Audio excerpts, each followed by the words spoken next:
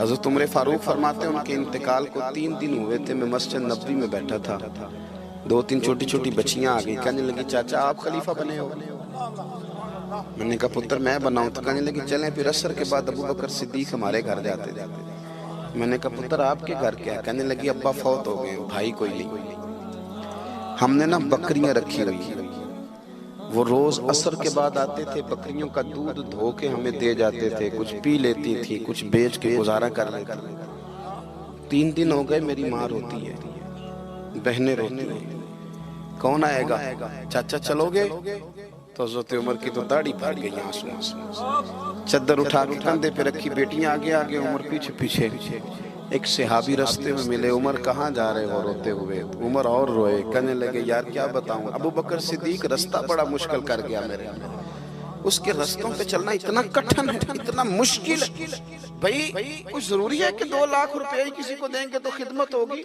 تو کسی کا آٹا ہی پسوا دے، جہاں کسی کو جا کے شہر سے دوائی لا کے دے دے، کوئی تو ڈیوٹی کرنا، یہ ہمیں حضرت ابو بکر صدیق نے سکھایا۔ تو کچھ نہیں کر سکتا تو مسجد میں جھاڑو تو دینا، میرے بھائی کچھ تو۔ آپ اس محفل کا مہمان خصوصی کون ہے؟ میں تو آیا ہوں چلا جاؤں گا۔ اس محفل کا مہمان خصوصی وہ ہے جس نے محفل سے پہلے یہاں جھاڑو دیا، جس نے یہاں دریاں بچھائیں، اس کی فوٹو بھی نہیں آنی بچاری، وہ شاید پیچھے رہے۔ بڑے خاص لوگ ہوتے ہیں، کیمرے کی آنکھ انہیں دیکھے نہ دیکھے، رب و رسول انہیں دیکھتے، اللہ رسول کی یہ نگاہ کرم میں رہتے۔ حضرت ابو بکر صدیق رضی اللہ تعالیٰ عنہ نے نیکی کے، خیر کے اہداف طے کیے، اس ہدف پر انہوں نے زندگی گزاری۔ تیسری بات، انہوں نے نا اپنا مال خرچ کیا اسلام کے لیے۔ اپنا کمایا ہوا مال خرچ کرنا خاصا مشکل کام ہے، آسان نہیں ہوتا، اور اگر آپ نے جائز طریقے سے مشقت کے ساتھ پیسہ کمایا تو خاصا مشکل لگتا ہے اس کو خرچ کرنا۔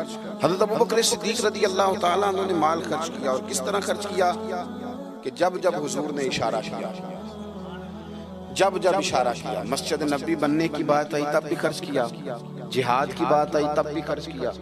حالات اوپر نیچے ہوتے رہتے ہیں، جنگ میں حضور نے اعلان کیا تو حالات کچھ زیادہ مؤثر نہیں تھے صدیق اکبر کے، تو حضرت عمر کہتے ہیں اس دن میں نے سوچا آج میں نے آگے گزارنا، تو میں آدھا مال لے آیا گھر سے۔ کتنا؟ زکوٰۃ کتنے فیصد ہے؟ بول کے بتائیں، جوان کیوں نہیں بولتے؟ کتنے فیصد؟ زکوٰۃ 2.5% ہے، 2.5%، 100 میں سے 2.5 روپے۔ حضرت عمر کتنے لے آئے؟ 50 روپے 100 میں سے۔ یہ بڑا مشکل کام ہے، 2.5% دیتے ہیں تو لوگ کئی حساب کرتے ہیں، اور 50% یعنی آدھے پیسوں کو تھوڑا نہ سمجھیں آپ۔ حضرت عمر بہت زیادہ پیسے لے کے آئے، 50%، گھر کی ہر شے آدھی کر کے لے آئے۔ اور آپ فرماتے ہیں میرے حالات بڑے اچھے تھے ان دنوں، اور ابو بکر صدیق کے معاملات کا مجھے پتہ تھا، تو میرے دل میں خیال آیا کہ آج نہ میں نے ابو بکر سے آگے گزر جانا۔ کہتے ہیں جا کے میں نے مال رکھا، اتنی دیر میں صدیق اکبر بھی آ گئے۔ کہتے ہیں جواب تو چلو جو ہونے تھے وہ ہونے ہی تھے، حضور نے جو دونوں سے سوال پوچھے نا، ان سوال ہی بڑے انفرادی تھے۔ مجھ سے حضور نے پوچھا کیا لے کے آئے ہو؟ ادھر دیکھو جوانوں، کیا لے کے آئے ہو؟ میں نے عرض کی حضور آدھا۔ مجھ سے پوچھا کیا لے کے آئے ہو؟ میں نے کہا حضور آدھا لے آیا ہوں۔ پھر غور کرنا، پوچھا کیا لائے ہو؟ اور ابو بکر صدیق سے پوچھا گھر کیا چھوڑ کے آئے ہو؟ آپ دیکھیں سوالوں میں ہی فرق ہے، مجھ سے پوچھا جا رہا ہے کیا لائے ہو، اور ان سے پوچھا کیا، اور ان کا جواب بھی بڑا انوکھا ہے۔ اس سوال کا جواب تھا حضور کچھ نہیں چھوڑا، سارا لے کے آیا ہوں۔ جواب یہ تھا، آپ سوال پوچھتے ہیں نا کہ ختم ہو گیا کھانا، تو کہتے نہیں ختم ہو گیا۔ حضرت صدیق اکبر سے پوچھا کیا لائے ہو، کیا چھوڑ کے آئے ہو؟ انہیں کہنا چاہیے تھا کچھ بھی نہیں۔ حضور نے فرمایا کیا چھوڑ کے آئے ہو؟ کیا جواب ہے، کیا حسن ہے، گویا وہ کہہ رہے ہیں کہ ہم کو لوارث تو نہیں نا بھئی، کیا چھوڑ کے آئے ہو؟ تو عرض کرنے لگے حضور گھر بڑا ہوا ہے، اللہ بھی چھوڑ آیا ہوں، اللہ کا رسول بھی چھوڑ آیا ہوں، رب رسول کا نام ہے نا میرے گھر میں۔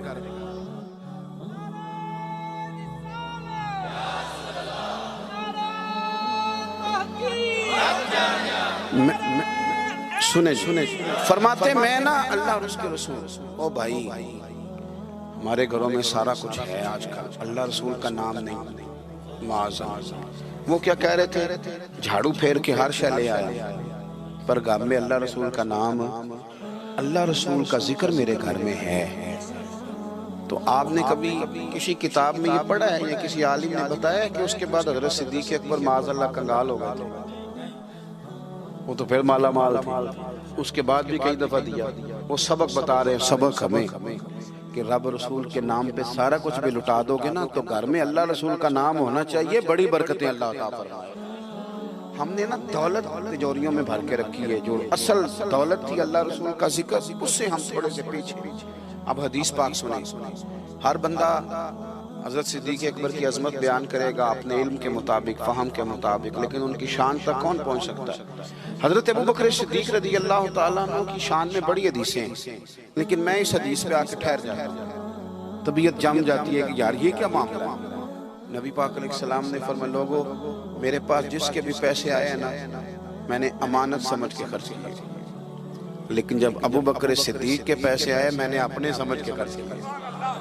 अपने समझ, फिक्र कोई नहीं, जहां मर्जी लगा, अपने समझ के खर्चे। आखिरी बातें आपकी खिदमत में अर्ज कर रहा हूँ। एक तो पहले साहब से अर्ज किया कि सच सच ही होता है, हक वो हालात देख के नहीं बोलना, वो ज़मीर की आवाज़ सुन के बोलना। दूसरी बात, हदफ तय करें नेकी का, ये काम मैंने करने, आप हदफ तय करें, अल्लाह मदद करे। तीसरी बात मेरे अजीज, हज़रत अबू बकर सिद्दीक़ ने माल खर्च किया। माल जो है ना, नबी पाक अलैहिस्सलाम ने फरमाया, आला हज़रत ने फतावा रज़विया में हदीस लिखी है कि आखिरी दौर में दीन का काम भी दिरहम और दिनार से होगा, पैसों से काम होगा। आपको इदारे बनाने हैं, मसाजिद बनानी है, किताबें छपवानी है, तो किस तरह छपें? अपना माल हम, और हमने ये जिम्मा दे दिया अमीरों को कि अमीर खर्च करेंगे। हालांकि हमने वो हदीसें नहीं पढ़ी कि एक सहाबी किलो खजूरें लेके आ गए और मस्जिद नबी में माल का ढेर लगा हुआ था, तो हुजूर ने फरमाया ये किलो खजूरें ना सारे माल के ऊपर बखेर दो, जितना सबको सवाब मिलेगा उतना इसे 1 किलो वाले को मिलेगा। तो हम ना वो ज़ौक़ नहीं पैदा कर पा रहे कि 10 रुपए की अल्लाह रसूल की नज़र में इखलास वाले 10 रुपए की बड़ी कदर। हम सोचते हैं कि वो ना सारा कुछ चौधरी साहब ही आके करेंगे, हालांकि बरकत वाला जो माल होता है उसमें बड़ी खैर होती है। आखिरी बात जो बड़ी ज़रूरी है उस पर गौर करें, फैसले जिंदगी में जब भी करें इंसाफ पर मबनी करें, मोहब्बत देख के फैसला न करें। मोहब्बत और होती है, काबिलियत और होती है। मुझे पर होना ये फितरी बात है, लेकिन उसका काबिल होना ये एक अलग बात। हर बाप को अपने बेटे बेटी से मोहब्बत होती है, ये फितरी तकाजा है, लेकिन वो काबिल भी हो ये जरूरी नहीं होता। हज़रत सिद्दीक़ अकबर के अपने बेटे मौजूद थे, वो जाते वक्त किसी को भी खलीफा बना देते, मौजूद थी उनकी औलाद, मुसलमान थी, कलमा पढ़ती, सहाबी थे, 4 नस्लें सहाबी हज़रत सिद्दीक़ बना सकते थे ना। और हज़रत उमर ने तो कभी ऐसा नहीं किया कि तोहफे भेजे हों, दोस्ती बढ़ाई हो, बल्कि वो तो कहते हैं कि हमारी तो नेकियों में आगे गुजरने की दौड़ ही लगी रही, सारी मामला दौड़ में रहा। लेकिन हज़रत अबू बकर का फैसला देखें, जब वक्त विसाल आया तो आपने फरमाया उमर को बुलाओ, सारी चीजें वसीयतें नसीहतें की, सब कुछ हज़रत उमर के सुपुर्द किया। लोगों ने कहा कि अबू बकर सिद्दीक ये तो बड़े सख्त आदमी है, आप एक सख्त गीर आदमी को बना के जा रहे हैं। तो नबी पाक सल्लल्लाहु अलैहि वसल्लम के गुलाम ने क्या जवाब दिया? फरमाने लगे, मैं इस वक्त दुनिया से जा रहा हूँ, इस मौके पे बड़ा झूठा आदमी भी सच बोलने लगा। मैं जब अल्लाह रसूल की बारगाह में जाऊंगा तो मुझसे पूछा जाएगा कि उम्मत के बारे में क्या फैसला करके आए हो, तो मैं कहूँगा उम्मत में जो सबसे बेहतरीन था उसे उम्मत का सरबराह बना के आया। हम लोगों ने ना फैसले मेरिट में नहीं, कभी ये इलेक्शन हो रहे हैं, फलां काम हो रहा है, वोट किसको देना है, कहते सारी बरादरी उधर है। अब बरादरी को छोड़े, ये बताएं सच किधर है, हकीकत किधर है?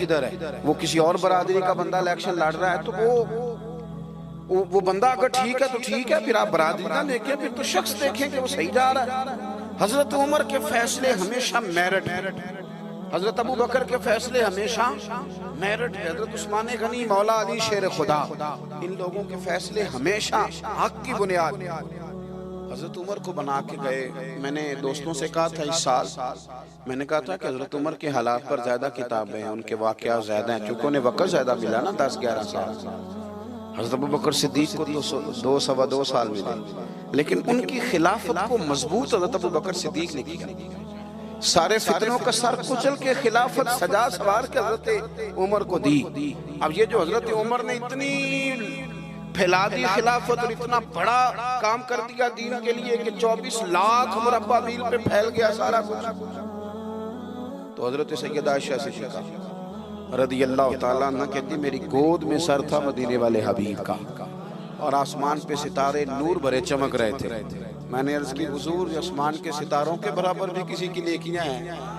اب حضرت عائشہ کا عقیدہ بھی سمجھے, انہیں پتہ ہے کہ نبی کریم کو پتہ ہے کہ آسمان پہ ستارے گرے, اور کوئی امتی چھپ کے بھی نیکی کرے تو حضرت عائشہ جانتی ہیں کہ اس نیکی کو بھی مدینے والے جانتے ہیں. کہا کسی کی اتنی نیکیاں بھی ہیں جتنے آسمان پہ ستارے ہیں, تو حضور نے فرمایا ہے نا. حضرت عائشہ بڑے تجسس میں تھی, خیال تھا شاید میرے والد کا نام لے. کس کی؟ تو حضور نے فرمایا فاروق اعظم. بیٹیوں کا باپ سے پیار, تو کہتے میں نے فوراً عرض کی حضور میرے والد کا کیا حال ہے, ان کا بھی تو عالم بتائیں نا. تو نبی پاک نے فرمایا عائشہ عمر کی زندگی بھر کی نیکیاں ہوں تو ابو بکر کی ایک نیکی کا مقابلہ نہیں کرتی. اب بات کو سمجھے کہ کتنا مضبوط ہے وہ شخص, کتنا مضبوط ہے کہ حضرت فاروق اعظم رضی اللہ تعالیٰ عنہ کے خیر کے کاموں میں بھی درجہ جناب صدیق اکبر کا زیادہ ہے. ہدف طے کریں, مہربانی کریں زندگی کو ضائع نہ کریں. لمحات بڑے ضائع ہو گئے, اور ثابت کرنے کی بھی کوشش نہ کریں کہ ہم صحیح چل رہے ہیں. ہم چلتے رہیں, وقت خود بخود ثابت کر دے گا.